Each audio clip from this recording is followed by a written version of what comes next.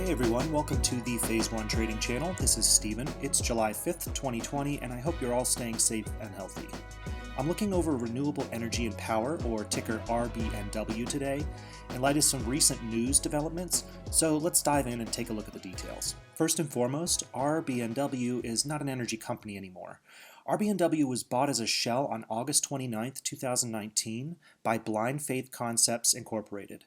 Now, Blind Faith owns 100% of Lust for Life LLC, which is the principal company driving revenue for RBNW right now.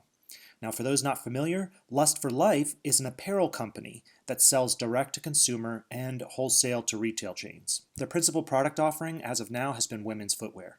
Lust for Life's CEO, Karen Berend, has an extensive background in footwear production and distribution dating back to 1987.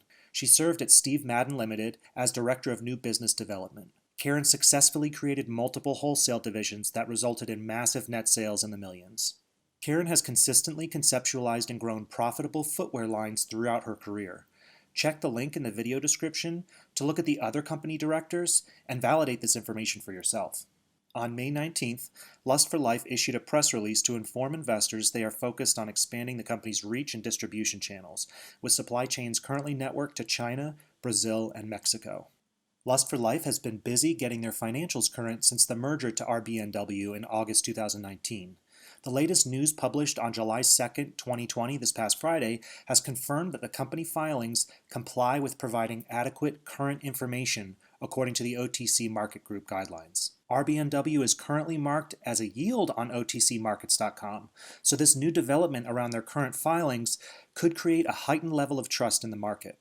Because of this, Phase 1 Trading Group is watching RBNW very closely on the week of July 6th.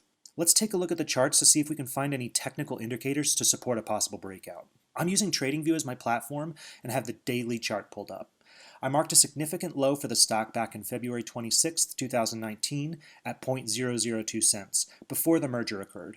Here you can see I've marked August 29th, the day of the 8K merger filing, and the ensuing run-up to around 11.5 cents, a little bit over.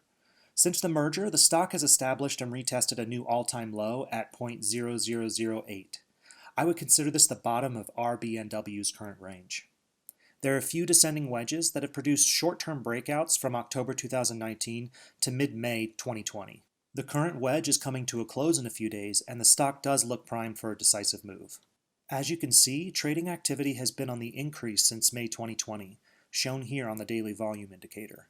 1.72 billion shares were traded in June, and already 212 million shares have been traded the first 2 days of July.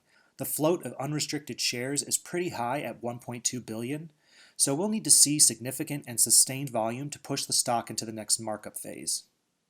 Speaking of phases, let's look at the weekly view. We can see the last accumulation phase, or Phase 1, occurred back in the first half of 2019 before the merger in August.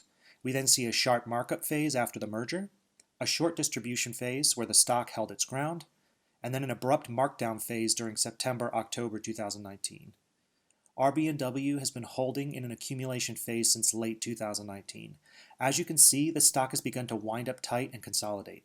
A new markup phase could very well be on the horizon if news on the company going current catches some momentum. Conservatively, I'm watching 0.001 to 0.0008 as a possible entry point, with 0.002 as the first level of resistance.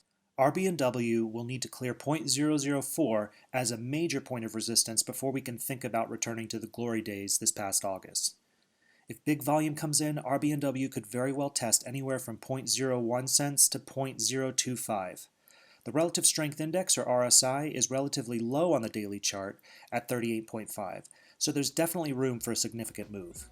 I would take caution and set alerts for any price action that falls below 0.0008. This to me would be a dangerous territory as it's untested by history. I hope this video helped you gain some insight into RBNW. Please leave your comments below and don't forget to subscribe to the Phase 1 Trading channel so you can get notified when we publish new reviews. Best of luck to you and thanks for watching.